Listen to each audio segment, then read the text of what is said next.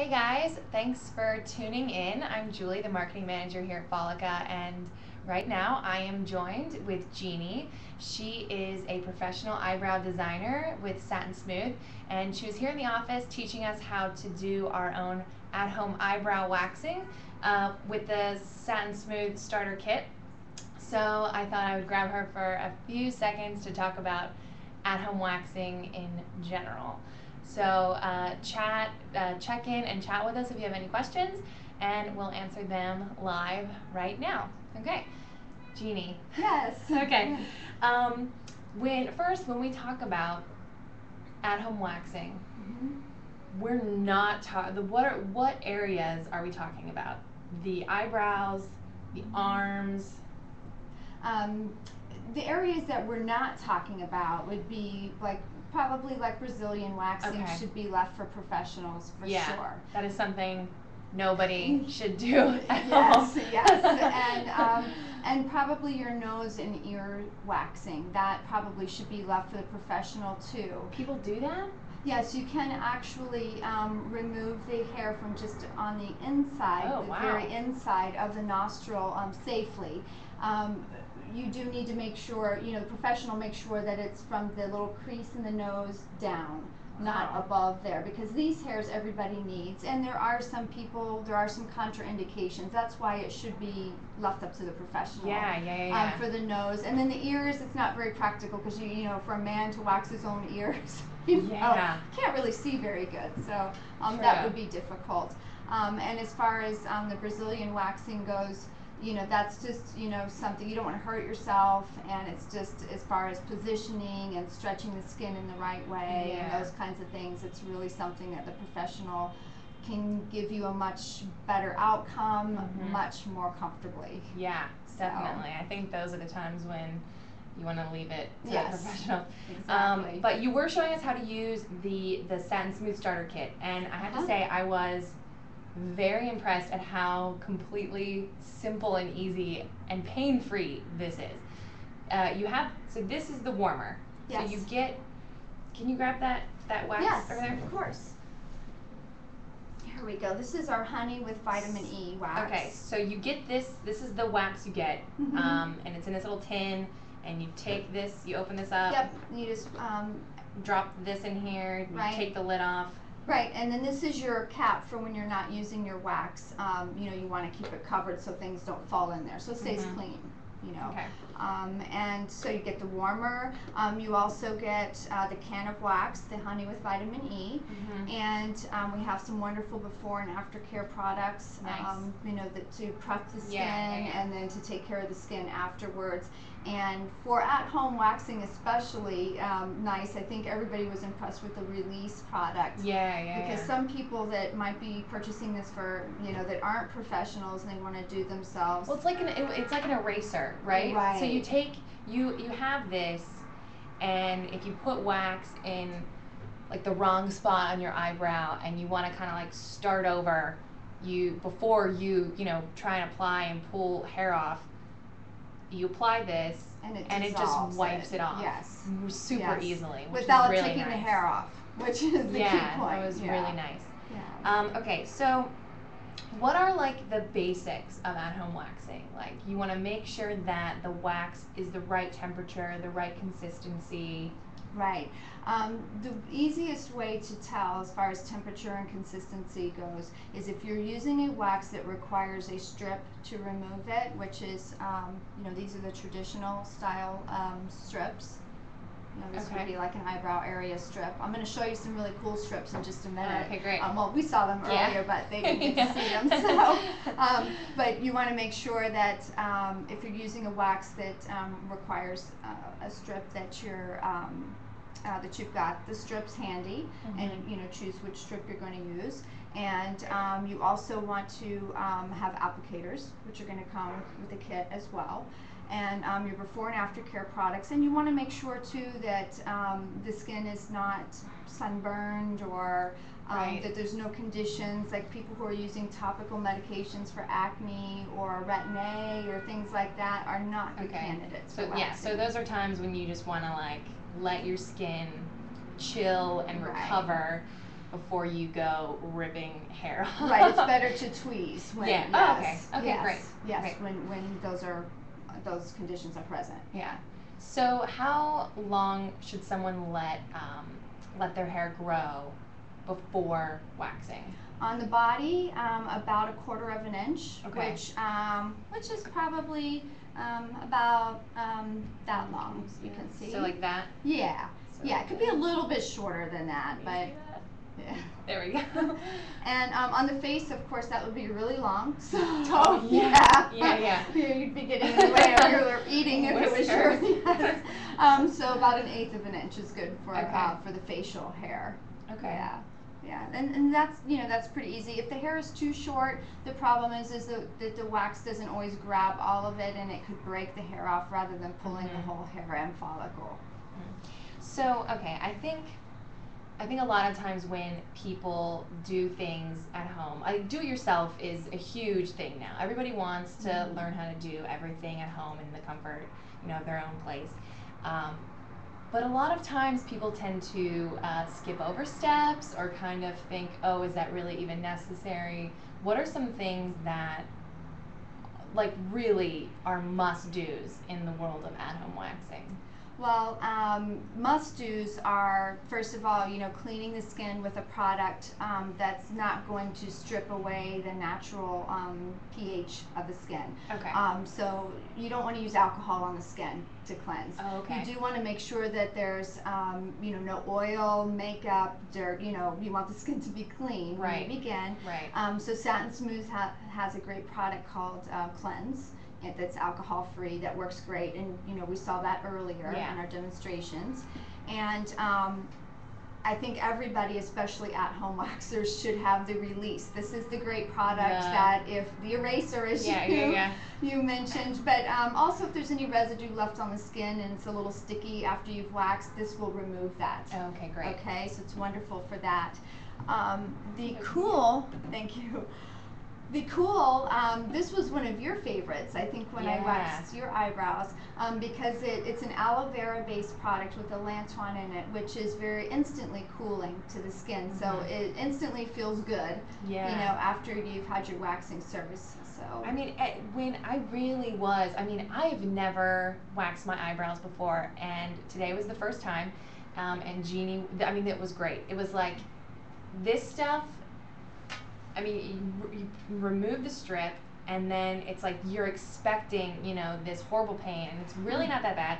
But then this stuff just cools it and makes it feel makes the area not irritated or itchy or anything. I don't know. And it was maybe 30 minutes ago that we did your eyebrows, and I know you didn't put any makeup on. I don't know if you can tell. You look great. There's no irritation. I'm so happy. Yes. I'm happy you're happy. Yeah. So, and then another product that you really can't do without is the hydrate. And the reason for this is because you do need to get the pH back to normal. You do need to hydrate the skin, leaving it soft and prepared for either no makeup, or if you're going to apply makeup, that type of thing. Oh, okay. Even though it's best to wait, if you can, 12 to 24 hours before putting makeup on after waxing. Okay, so I would say that you definitely need those things. Yeah. Okay, so I know the one with at-home waxing, everybody has their horror stories of a friend of a friend or some distant relative, whatever that took it upon themselves and then waxed their eyebrow off. What are some new things that are coming out, or what would you say to people that are hesitant? We have just come out with, Satin Smooth has just come out with the greatest thing for that. They're called Easy Grip Contour Strips. And I have those here. They come in 2 sizes. And I'll let you hold these up to the camera. Okay. And they're made so that you can, they're made in the same shape of an eyebrow. There's a small one and a large one. And what you do is you apply the wax where you want it, like we, would apply the wax right here in the eyebrow area. And then we put that contour strip just in the area that we want to remove the hair. So you can visibly see the eyebrow that's going to be left behind. So there's no worries of taking that eyebrow off. and then you know, tap it in, and then you remove it just like you would remove one of the traditional style strips. See, now I think this is probably what scares people the most, right? Because you put the wax on and then you like cover everything up, and who knows when you rip this off what's coming. But these are great, and they're coming soon to Folica, so stay tuned. We're definitely excited to be getting these in. But I think this is just such a great idea. It's wonderful, and it helps with you know, with the shaping too. And you can also use it over the top of the eyebrow as well. And some people, you know, I think we've still got the small one here because you have such a nice little face. But the large one, you know, for people with larger faces, or if you're doing male eyebrow waxing, maybe you want to wax your boyfriend at home or husband or whatever. You know, so Watch out. you can do that. It will help. So you'll be leaving the hair that you want to stay behind on the face. So. Great. And then another, people, ingrown hairs, right? Right. So I think, you know, that's kind of everywhere. Do people normally get ingrown hairs like that? Not on the eyebrow area, but people can get them in different areas of the face.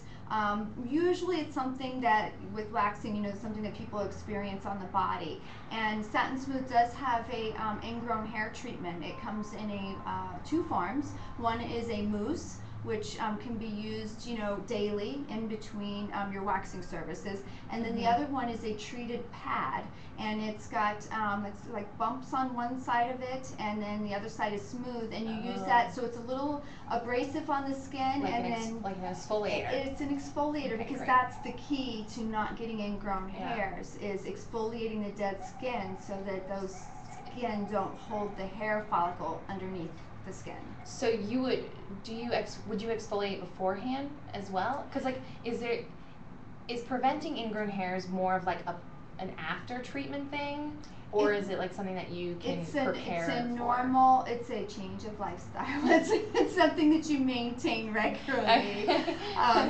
You wouldn't want to do it 24 hours. You know, you would want to back up 24 hours and not exfoliate before your wax. Oh, okay. Okay, so don't exfoliate for 24 hours before you're going to wax. Exactly, because you don't want the skin to be, you know, too sensitive. That's gonna, right. And then after you wax, you would want to wait, you know, 24 to 48 hours before you begin your regimen of exfoliating again. So, but the mousse, you know, can be used daily, and the pads can be used daily as well. It's just a personal preference as to which one the person likes, and that's a retail product you can use at home. And we have one. Okay, let's see. One question we did receive on Facebook was, how hot is too hot for wax? The easiest way to tell is when you're stirring the wax with your applicator, you want it to come off the applicator and looking with the consistency of like pancake syrup. Okay. If it runs off very quickly, you know it's too hot. Okay. And if it's very clumpy, then it's not warm enough. So the perfect consistency is, you know, you look when you pour out your syrup on your pancakes or your waffles. I'm a waffle lover. So you would want it to be that same kind of nice consistency where there's kind of a bulb still on the applicator, but it's coming, you know, flowing freely off of the applicator. And how often, can you wax too often? Yes. You can? Yes. Okay. Yes. Okay. When you're using a strip wax, especially, which are, you know, the wax that's going to come with this starter kit. So most at-home waxers are going to use a strip wax because it's easier, and for beginners. And once you apply that to the area and you remove, you can't go back again with wax.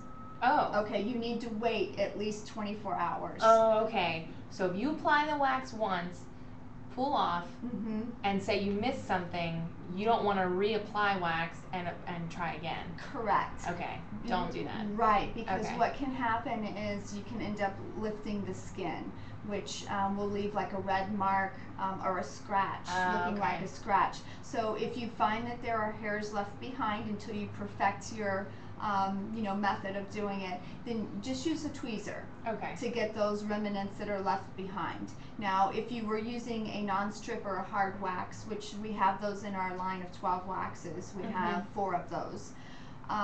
Those waxes, you can go over the area twice because it's a different process.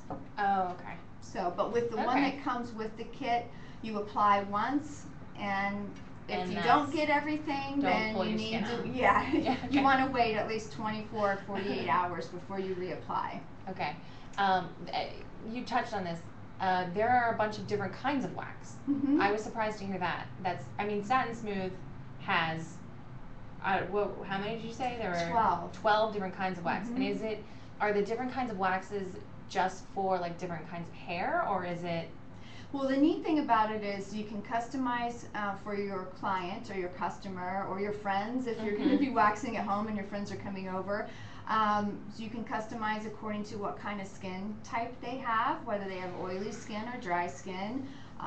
There's a wax that might be more suited, for their skin type, and depending on how their hair is, whether their hair is coarse or whether it's fine.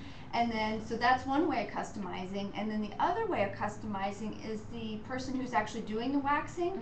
It's their preference. Oh. Like whether they like to use. So are some easier to work with than others, or? Well, the waxes that require strips are one kind, and then there are waxes that don't require strips to remove, and they're called a hard wax, a non-strip wax, or a thin film wax, and those are usually used by professionals. Okay. Just because I would have no idea how to use that. It's a little learning curve. It's very easy, but once you've learned how to do it, it's very easy. But usually there's a little learning curve that's best left for the professional. Okay. Are there any other like last minute tips that you want to tell our viewers?